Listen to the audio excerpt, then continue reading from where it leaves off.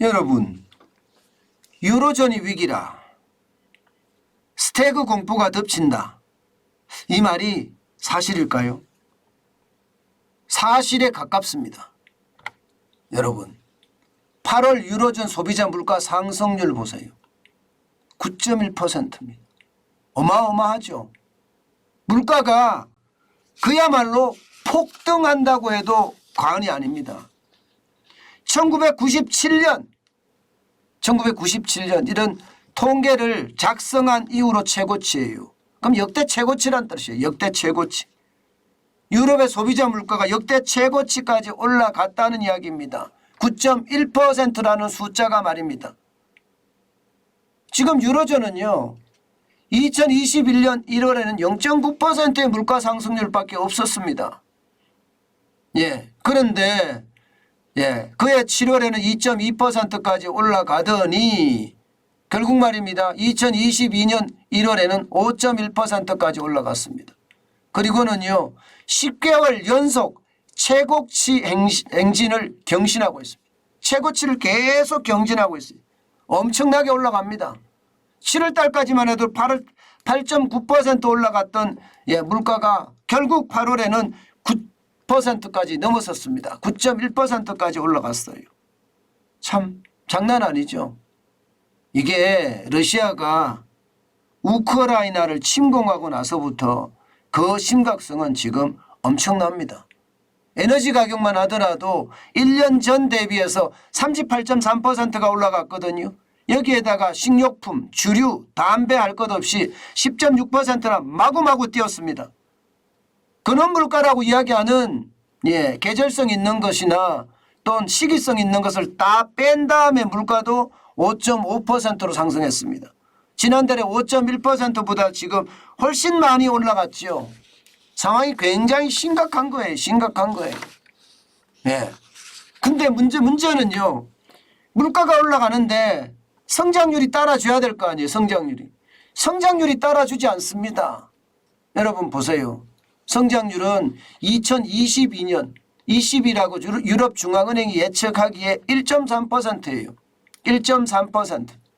내년에는 마이너스 1.7%입니다. 그러면 여러분, 물가가 지금처럼 계속 올라간다면 9.1%가 넘었는데 이거는 뭐 스태그플레이션이라고 봐야 되죠. 유로존의 스태그플레이션이 덮쳤다는 겁니다. 내년에 가면 무조건 덮친다. 이렇게 예측이 될 수가 있는 거예요. 지금 유럽중앙은행은요, 어떻게 하든 금리를 올리겠다. 뭐 0.75%라는 자이언트 스텝을 단행할 수도 있다. 이런 얘기가 나오는 것도 물가가 너무 많이 올라가기 때문에 여기에 대한 충격파를 흡수하고자 하는 거거든요. 문제는 이게 여러분, 금리를 올린다고 하더라도 0.75%라는 빅 스텝을 단행한다고 하더라도요, 유럽의 물가를 잡을 수 없을 겁니다. 앞서 제가 말씀드린 것처럼 에너지 가격이 가장 많이 올라갔는데 지금 푸틴은요, 독일에 이어서 프랑스에도 천연가스를 공급하지 않겠다 이렇게 지금 선언했거든요. 이미 공급 안 하고 있고요. 그러면 독일이나 프랑스나 에너지를 어디서 갖고 와야 될 겁니까? 뭐 말이 필요 없이 어디선가는 구해 와야 됩니다. 그러면 구해 오기 전에는 에너지 가격이 폭등하겠죠. 물가가 그만큼 올라간다는 이야기입니다. 그런데 이게 러시아발 결국은 물가 인상, 공급발 물가 인상이란 말입니다. 이런 상황에서 금리를 올린다고 해서 이게 공급발 물가 인상이 떨어질 리는 없잖아요. 해외에서 나오는 거니까. 그러니 유럽은 최악의 상황으로 갈 수가 있다는 이야기가 계속 나오는 겁니다. 9.1%라는 숫자, 올해 성장률이 1.3%라는 숫자, 내년의 성장률은 마이너스 1.7%라는 숫자가 지금 유럽의 위기를 지금 말해주고 있는 듯합니다. 여러분, 어디가 먼저 터질지 진짜 아무도 모른다 이렇게 이야기할 정도거든요. 중국이 먼저 터질지 아니면 유럽이 먼저 터질지 그것도 아니면 미국이 먼저 터질지 말입니다. 지금 현재까지 어떤 모양새로 보면요, 중국엔 통계 지표가 많이 안 나오는 것을 감안을 하면 지금 유럽이 먼저 터질 가능성이 크다 이렇게 얘기합니다. 유럽이 터지면 유럽발 경제 위기가 유럽에서만 그칠까요? 그렇지 않을 겁니다. 예, 유럽발 위기라는 게 결국 세계 3대 시장 중에 하나인데 중국 시장, 미국 시장, 유럽 시장. 근데 그 유럽이 위기에 빠지면 전 세계는요. 예, 굉장히 어려운 상황을 맞을 수도 있다는 게 지금 전문가들의 분석입니다. 상황이 이런데도 말입니다. 우리나라 주가는 계속 올라가고 있죠. 그런데 미국의 주가는 다릅니다. 지금 계속 떨어지고 있습니다. 지금 3일 연속인가요?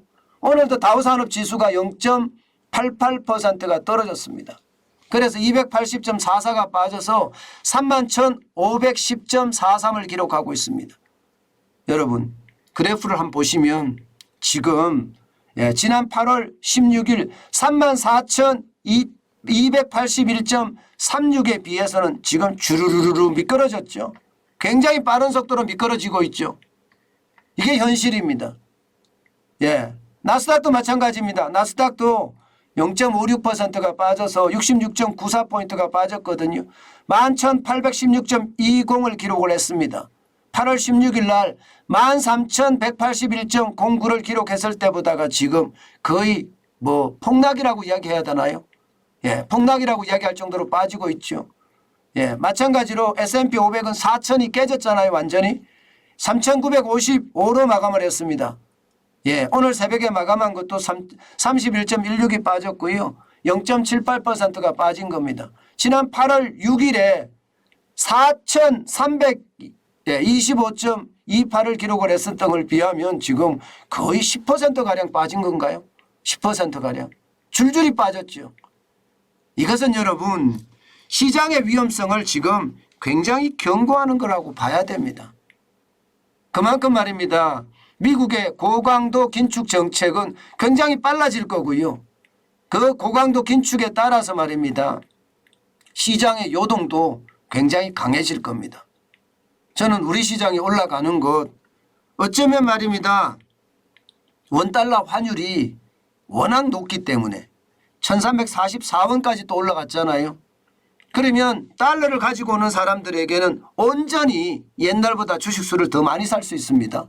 강달러가 돼 있으니까 적게는요 10%에서 많게는 20%까지 싸게 살 수 있으니까 뭐 외국인들이 한국 시장에 들어와서 주식을 산다고 이야기는 합니다. 그렇지만 예, 전체 경제의 어떤 상황을 보면 이게 만만치 않다는 거예요. 유럽발 위기가 굉장히 심각하고요. 여기에 따르는 예, 금리 인상도 예, 시장에 어떤 큰 충격으로 다가올 겁니다. 만약에 중국 경제가 예, 3분기에 마이너스로 떨어진다면 세계 경제는 굉장한 예, 속도로 충격이 올 것으로 그렇게 예상됩니다. 미리미리 우리는 준비해야 되는 거 예, 제가 늘 말씀드리고 있습니다.